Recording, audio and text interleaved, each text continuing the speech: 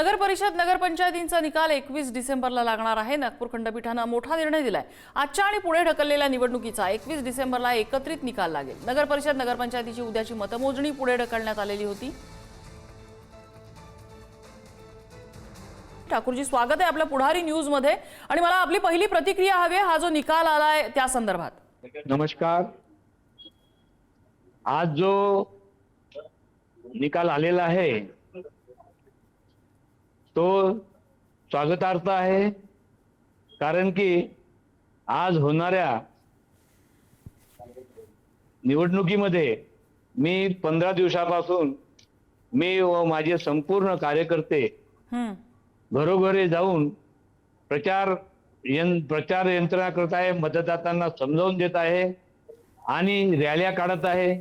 आणि मला काल 12:30 वाजता नगरपालिकेचे निवडणूक अधिकारी यांचं एक नोटीस मिळालं की 2 तारखेला होणारं जे इलेक्शन आहे त्यामध्ये तुमचा प्रभाग 9B याला आम्ही मान्यता देत नाही, आम्ही तुमचं इलेक्शन कॅन्सल करत आहे। ते इलेक्शन आम्ही पुढे नवीन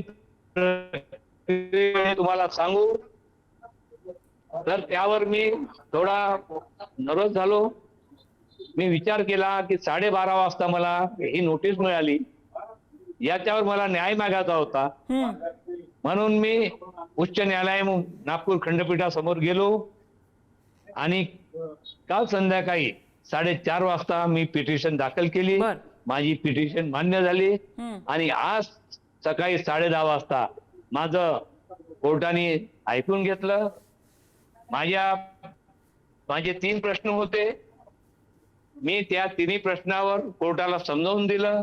माझा पहिला प्रश्न होता की निवडणूक अगर थांबवायची आहे तर पूर्ण वर्धा शहराची निवडणूक थांबवा। दुसरा माझा प्रश्न होता माझ्या प्रभाग 9A आणि B या दोघांची निवडणूक थांबवा, कारण की तिथे अ मध्ये माझी महिला उमेदवार माझ्या सहयोगी उभ्या होत्या।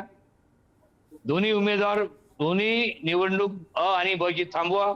आणि तिसरा माझा विषय होता की अगर माझी निवडणूक 20 तारखेला होत असेल तर याची मतगणना 21 तारखेला व्हायला पाहिजे। 3 तारखेला मतगणना होईल तर माझ्या मतदातावर त्याचा फरक पडेल आणि ते सन्माननीय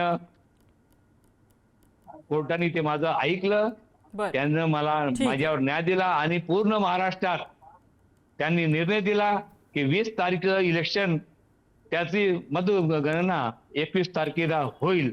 म्हणून मी व माझे कार्यकर्ता सब आनंदित आहोत। ठाकूरजी, हा सगळा जो घोळ झालेला आहे हा घोळ कशामुळे झालाय, कुणाला जबाबदार मानता तुम्ही? माझ्यावर जे पिटिशन एक स्क्रुटनीच्या दिवशी माझ्यावर जे ऑब्जेक्शन आलं होतं ते ऑब्जेक्शन निवडणूक अधिकारी वर्धा यांनी रद्द केलं होतं। नंतर तो पिटिशन करता माझ्या विरोधात वर्धा जिल्हा न्यायालयामध्ये गेला होता। तिथूनही त्यांचं ते पिटिशन रद्द करण्यात आलं।